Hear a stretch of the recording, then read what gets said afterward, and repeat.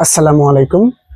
BNP বাংলাদেশে আওয়ামী লীগের পর বিএনপি এখন বাংলাদেশে হাসির পাত্র হয়ে উঠতেছে। কেননা কিছুদিন আগে বিএনপির ভাইস চেয়ারম্যান শামসুজ্জামান দুদু বলেছিল যে প্রধান উপদেষ্টা যদি নির্বাচনের তারিখ ঘোষণা না করে তাহলে আমরাই নির্বাচনের তারিখ ঘোষণা করব। এখন আবার এই যে ইশরাক হোসেন উনি বলতেছেন যে আমাকে যদি মেয়র ঘোষণা না করে ওরাই তাহলে আমি নিজে নিজে মেয়র ঘোষণা করব, মেয়র হব, আমি নিজে নিজেকে মেয়র ঘোষণা করব।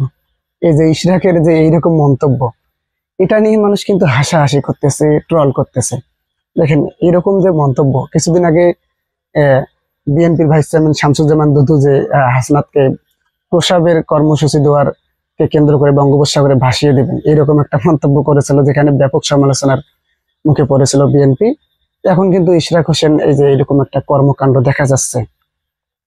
মূলত এই যে ইশরাক হোসেন যে কথাটা বলল, মানে উনি নিজেই নাকি নিজেকে মেয়র ঘোষণা করে দিবেন, নিজেই শপথ করবেন। তাহলে এটা কোনো এইটা একটা যে বাংলাদেশ জাতীয়তাবাদী দল বিএনপির পক্ষ থেকে একজন যে দায়িত্ববান নেতার পক্ষ থেকে এরকম মন্তব্য কিন্তু বাংলাদেশের জনগণ আশা করে না।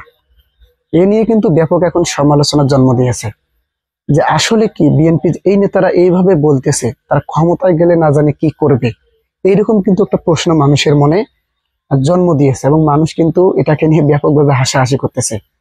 ওবায়দুল কাদেরের পর যে বিএনপি যে নেতা কর্মীরা আছে, এইরকম যে নেতাগুলো আছে, এদের বক্তব্য কিন্তু মানুষ বেশ মজা পাচ্ছে। বেশি মজা পেয়েছিল কিন্তু ওবায়দুল কাদেরের, তারপরে এই যে বিএনপি শামসুজ্জামান দুদু, এখন ইশরাক হোসেনের।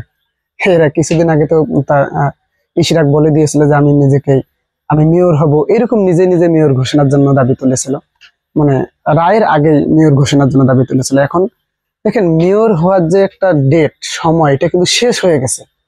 ইশরাকের মেয়র হওয়ার সময় কিন্তু শেষ, কিন্তু তারপরেও এখন নিজেই নাকি শপথ করবেন। তার মানে বোঝা যাচ্ছে যে এখানে ইশরাকের রাজনৈতিক কৌশলটা এখানে আলাদা।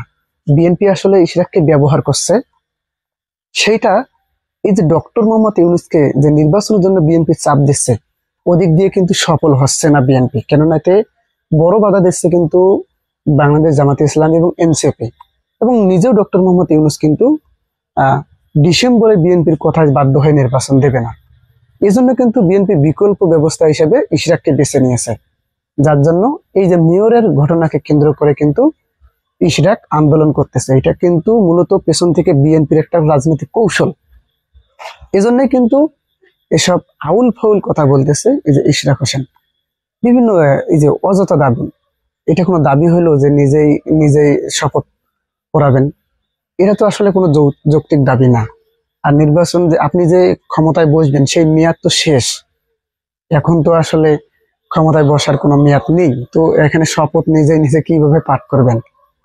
তো মূলত এখানে বোঝা যায়, এটা অনেকেই আবার যে অভিযোগটা করেছিল, প্রশ্ন তুলেছিল যে এই যে ইশরাকের যে আন্দোলনটা, এটা কি সরকার পতনের আন্দোলন? এমনটা কিন্তু হয়েছিল এর আগে, কিন্তু এই যে ইশরাকের আন্দোলন থেকে কিন্তু এই যে দুই উপদেষ্টার পদত্যাগের দাবি করা হয়েছিল, উপদেষ্টা মাহবুব সালাম এবং আসিফ মাহমুদ সজীব ভুঁইয়ার। কিন্তু পরে বৈঠক করার পর উপদেষ্টা পরিষদের ডক্টর মোহাম্মদ ইউনূস পদত্যাগের জন্য যখন ইচ্ছা প্রকাশ করলেন, তারপরে কিন্তু বৈঠক করার পর বিএনপি পক্ষ থেকে তখন এই দাবিটা থেকে তারা সরে আসছেন। এখনো কিন্তু এই দাবিটা আবারও জোরালো হচ্ছে, এই যে ইশরাকের মেয়র হওয়া, এই দাবিটার আড়ালে কিন্তু তারা ডক্টর ইউনূসকে চাপে ফেলার একটা চেষ্টা করতেছে নির্বাচন। ওইখান থেকে কিন্তু মাঝে মাঝে স্লোগান দেওয়া হয়, দ্রুত নির্বাচন চাই, দ্রুত নির্বাচন চাই। তো এখানে মূল যেটা পয়েন্ট, তারা কিন্তু মানে বিএনপি কিন্তু এই যে ইশরাককে ব্যবহার করছে, এই যে মেয়র ইস্যুটাকে, এসব মেয়র ফেয়র কিছু না, এটা জাস্ট ইউনূসকে একটা চাপে ফেলানোর কৌশল বিএনপির পক্ষ থেকে, যা তারা ব্যবহার করতেছে।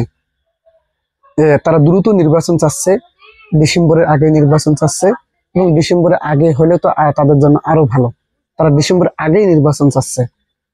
এটা একটা কৌশল বিএনপির, যেটা ডক্টর ইউনূসকে চাপে ফেলার একটা চেষ্টা করতেছে। ইশরাকের এই যে মেয়র এসে যে বক্তব্যটা, নিজেকে শপথ করাবেন, তো এই বক্তব্যটা আসলে আপনার যে অবস্থান, ওই অবস্থান থেকে আপনি কিভাবে দেখছেন একজন দায়িত্বশীল নেতার এই বক্তব্য? অবশ্যই কমেন্ট করে জানাবেন। ধন্যবাদ। আসসালামু আলাইকুম।